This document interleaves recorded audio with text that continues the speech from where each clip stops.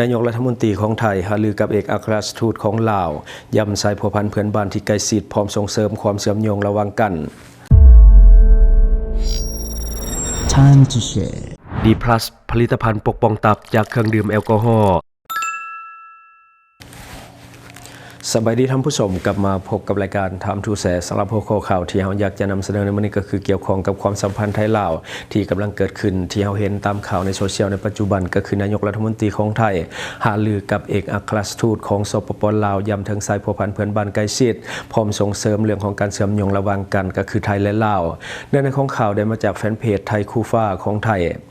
วันที่23ธันวาคม2025เวลาประมาณ 9:30 น.ท่านอนุทิน ชาญวิรากูลนายกรัฐมนตรีและรัฐมนตรีกระทรวงมหาดไทยของไทยได้ปรึกษาหารือกับท่านศรีสวัสดิ์อินทร์พจันทร์เอกอัครราชทูตวิสามัญผู้มีอำนาจเต็มแห่งสาธารณรัฐประชาธิปไตยประชาชนลาวประจำราชอาณาจักรไทยในโอกาสเข้าเยี่ยมคำนับเนื่องในโอกาสเข้ารับตำแหน่งใหม่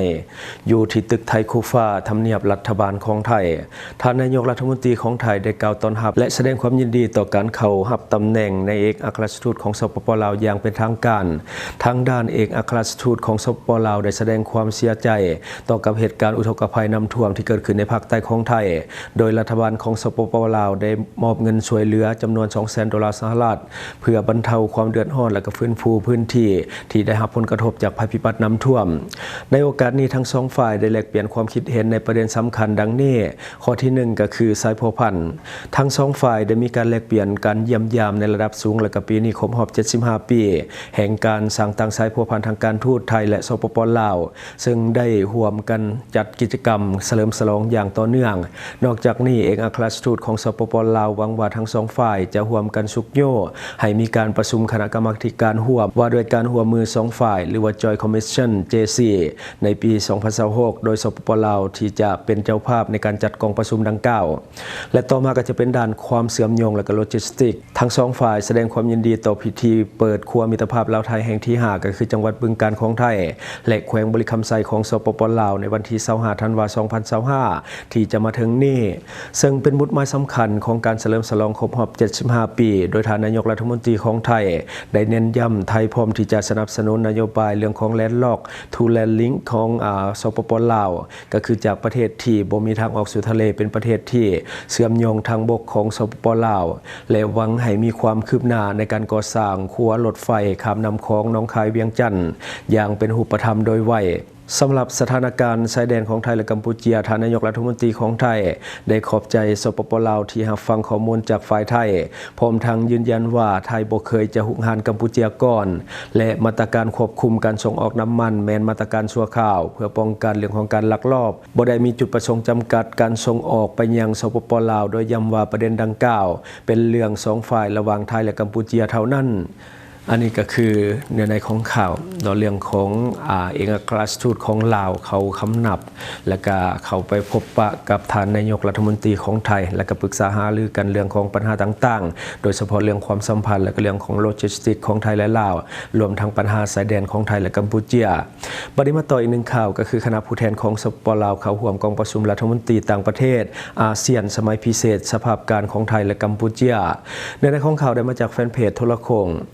วันที่22ธันวาคม2025อยู่ที่กัวลาลัมเปอร์ประเทศมาเลเซียท่านทองสวรรค์พรหมวิหารรัฐมนตรีกระทรวงการต่างประเทศแห่งสปป.ลาวได้นำพาคณะผู้แทนเข้าร่วมกองประชุมรัฐมนตรีต่างประเทศอาเซียนสมัยพิเศษเกี่ยวกับสภาพการปัจจุบันระหว่างไทยและกัมพูชาโดยการเป็นประธานของรัฐมนตรีกระทรวงการต่างประเทศแห่งมาเลเซียในนามประธานอาเซียนปี2025มีบรรดารัฐมนตรีต่างประเทศอาเซียนผู้ตั้งหน้าและเลขาธิการใหญ่อาเซียนเข้าร่วมกองประชุมได้รับฟังการรายงานเกี่ยวกับการปฏิบัติหน้าที่ในระยะผ่านมาของหน่วยงานสังเกตการณ์ของอาเซียนซึ่งได้รับการสั่งตั้งขึ้นในเดือนตุลาปี2025พร้อมกันนั้นกองประชุมยังได้รับฟังการแจ้งสภาพการปัจจุบันทางด้านชายแดนโดยรัฐมนตรีกระทรวงการต่างประเทศและการร่วมมือสากลของกัมพูชาและรัฐมนตรีกระทรวงการต่างประเทศของไทยในกองประชุมท่านทองสวรรค์พรหมวิหารได้ย้ำคืนนโยบายการต่างประเทศอันเสมอต้นเสมอปลายของสปป.ลาวในการหัดแนนสายพัวพันร่วมมือกับประเทศต่างๆรวมทั้งไทยและกัมพูชา พร้อมนั้นก็ได้เรียกร้องให้ทั้งสองฝ่ายใส่ความอดทนอดกลั้นหลีกเว้นการใช้กำลังบนจิตใจไมตรีจิตมิตรภาพในฐานะเป็นประเทศสมาชิกอาเซียนด้วยกันกับคืนปฏิบัติตามข้อตกลงเพื่อสันติภาพที่สองประเทศได้ลงนามในวันที่26ตุลาปี2025ที่กัวลาลัมเปอร์และนำใส่กลไกที่มีอยู่เพื่อสอกหาสองทางแก้ไขปัญหาโดยสันติวิธี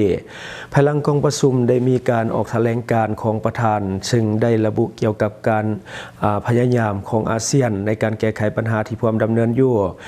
พร้อมทั้งแสดงความยินดีต่อกับการปรึกษาหารือของทั้งสองประเทศเพื่อบรรลุการหยุดยิงและการแสดงความหวังว่าสภาพการเข็งตึงจะลดผ่อนลงโดยไวในนี้คณะกรรมการชายแดนของสองประเทศจะจัดกองประชุมปรึกษาหารือเกี่ยวกับการจัดตั้งปฏิบัติการหยุดยิงในไวๆนี้อันนี้คือ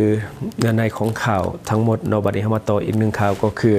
ท่านโดนัลด์ทรัมป์ออกคำสั่งให้บรรดาฐานทูตที่ว่าประจำอยู่หลายกว่า30ประเทศกับคืนประเทศอเมริกาในนั้นมีทูตประจำสปป.ลาวนำด้วย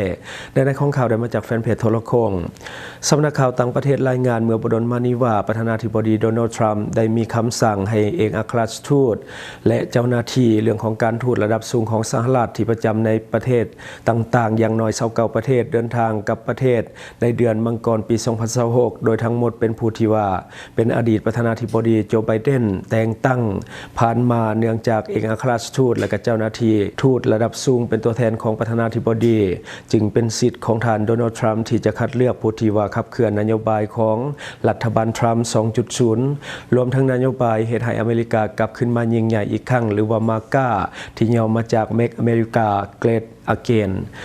ตามการรายงานระบุว่านักการทูตอาวุโสกลุ่มนี้จะบ่ได้ถูกปลดตำแหน่งแต่จะได้รับมอบหมายให้ไปปฏิบัติหน้าที่ในตำแหน่งอื่นหลังจากไปฮอดสหรัฐอเมริกาถ้าพวกเขายินดีรับตำแหน่งใหม่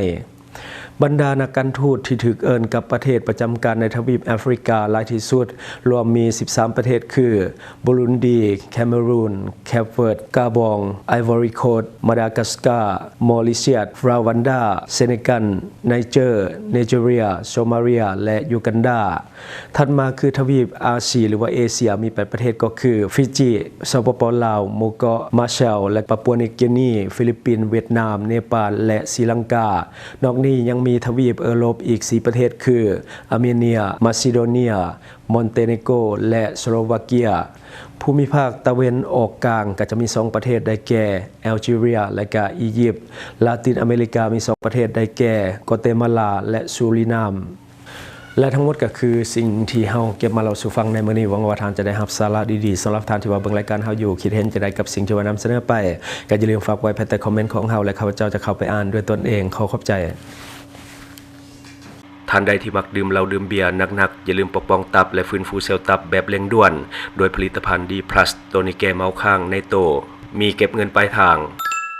ช่องทางที่คุณสามารถรับชมข่าวสารจาก Time to Share Studio Fanpage Time to Share Laos YouTube Time to Share TikTok Time to Share Laos Facebook สิงห์ดาราสายลินอยู่เมืองลาวใช้แต่เงินกีบลาวและส่งเสริมผลิตภัณฑ์ภายในเพื่อลดผ่อนการนำเข้าสินค้าและแก้ปัญหาเงินตา Subscribe for more video.